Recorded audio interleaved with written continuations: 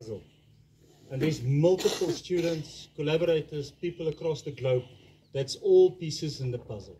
So I'm just one, and everyone makes a difference. So let me try and summarize 16 years in the making to get to this point.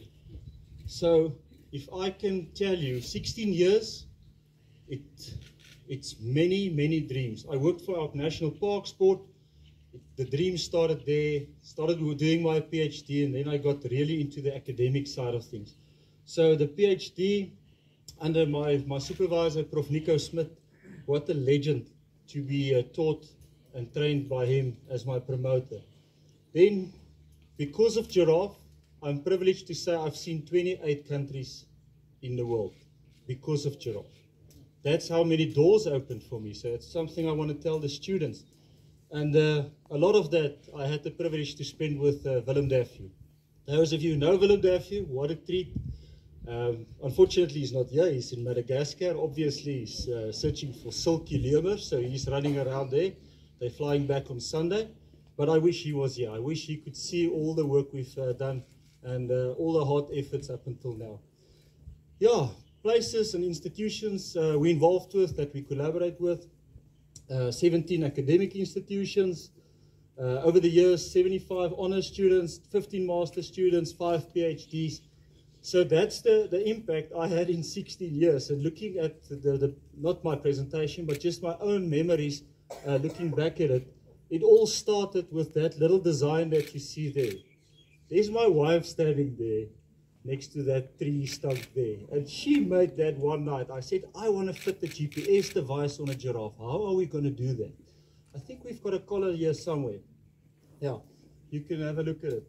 It's just 35,000 rand, so just don't drop it. But you can send it around. But that's where it started.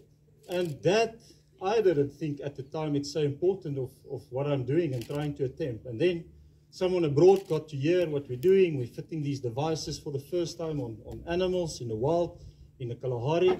And it snowballed after that. National Geographic came over. They started making documentaries.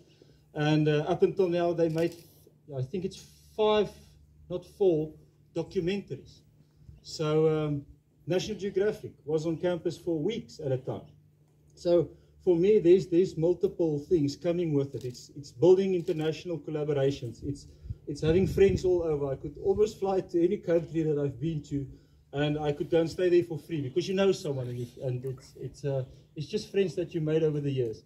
Lots of collaborations. But the last sentence or bullet point there is we had an unbelievable amount of fun. And the word fun for me is summarizing everything I'm doing. If it's not fun, I'm not doing it. And doing this, having you guys here is part of that fun and a privilege for me. So I'm absolutely privileged to say that over the years, luckily, I make friends and not enemies. So there's 12 departments on campus involved directly or indirectly, either with postgraduate supervision or some of the staff members themselves. And it's 3 different faculties that we represent. In the 16 years that we've created, just the interest and studies that we're doing. And there's all the, that should have been all together. And there's all the names, 64 people on campus that I could list this morning when I quickly put this together, that I know that are doing something with Giraffe. So for me, that's a legacy up until now, which I hope to tenfold in the next couple of years coming. And then I think the Dean and everyone, it's important to show this to Glenn Taylor and everyone.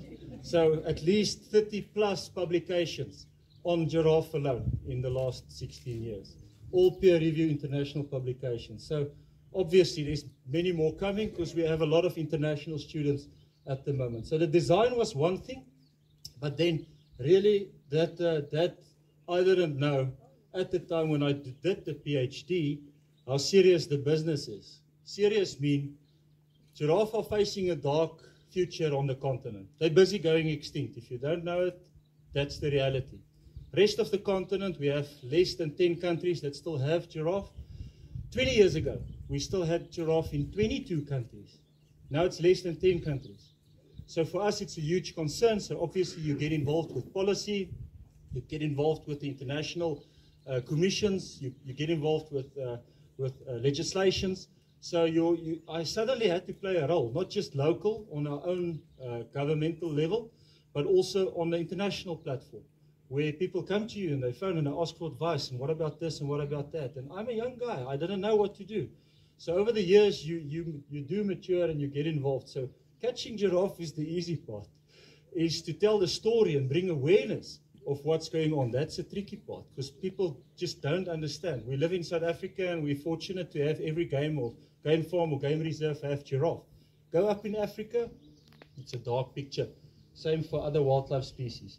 Obviously, the collar opened up doors in terms of science and publications and information from the data we collected. So I did a lot of work on GIS back in the day, and I could do a lot of fancy stuff. And we tried to figure out certain things. There's a lot of questions we don't know how to answer. There's more questions than answers. So the GIS was one of it. But what was really serious, when we started working with the Beers and Anglo on what do we do about the extinction? How can we try and do something? And that was a race against time. So that's where the realities started kicking in, where international government officials, ministers would phone you and ask for certain advice and information. So I'll tell you a bit now about some of the other collaborations. Minister of Environmental Affairs in Pakistan, in the UAE, other places in the US, in the White House, we have good connections as well. But then it started circling out, so then other people started getting involved. Then we had a big thing with the Beers, and 12 different countries, representatives and scientists came over, and we did a lot of work under the Beers ground. And all this is compiling data and information that we can share. Until you get to a point, if you look at that aerial image, there's 20, 30 people, all of them busy with a study, collecting information or data or something. So suddenly it was not me anymore, it was a bunch of people. The moment I take down a giraffe, there's 7, 8 veterinarians in the team, and they do different projects and studies, and there's postgraduates and masters and PhDs. I just put the collar on. The rest happens all around you. So for me, that's the fun part when we do these things. These are the policies we had to change on governmental level. Fortunate to get involved with the DNS and DNA and Prof. Grobler. We did a couple of cool things together. Hope to take that on again, because it's a problem, the inbreeding and these things in each province. We just don't know what's going on. Some other things we did with the Veterinary College in London. They came over, 2 very famous guys, you can go look it up. It's John Hutchinson and Christopher Basu. And we used drones to follow and monitor the animals' movement. And we made 3D movements on it, like just to see how the locomotion, how they function. And within the first week after publishing that paper, we had 250,000 readers within the first week. And that made us realize, when you do something that people are familiar with or interested in, like using drones to follow giraffes in the wild, suddenly the public becomes aware of it. In recent days, we played around with the anatomy, physiology. We have one of our PhD students there. She at the back from Brazil. She arrived yesterday. She'll be zooming into the thermal regulation as well, how the animals function on that. So the CT scans, the MRI scans, once we inject latex into the animal, I won't go into the details, but then you get certain quality images that's just never been done. You'd think people has done it somewhere in the world, or a zoo or somewhere, and then you start looking up literature, and you start reading, and you see it's just no one touched that topic. No one did anything on it. So then you start getting masters and PhDs, and that's how it snowballed to the end. So almost every image you see ended up in a publication. So these are the quality sort of information. So I'll take a head with latex in it. I'll take it to a hospital that we have arranged with all the paperwork and ethical clearance and permission. And then you'll get quality images like that. And if I've said it, but if I ever get to publish in Nature, it'll be this stuff. That is super intriguing, and just no one else has done it. Thermal regulation, I've said it a couple of times, but a giraffe is like a chameleon, and they change their body temperature every second. A dark patch next to a dark patch changes its temperature. It regulates its body temperature from the inside with the blood system. And that's the first time we could see that doing the latex. So from the outside, we can take FLIR images, So these ones will become experimental animals specifically for the thermal regulation. And then, yes, I don't know why that video is on the side, but you can clearly see on the back how the color temperature changes per second, how it regulates its body. So that's why I say it's like a little chameleon. Yeah, and then with the latex on the inside, you can clearly see on the neck and the different areas the blood network, that how they function. Obviously, we do a lot of anatomy and physiology, dissections in the lab.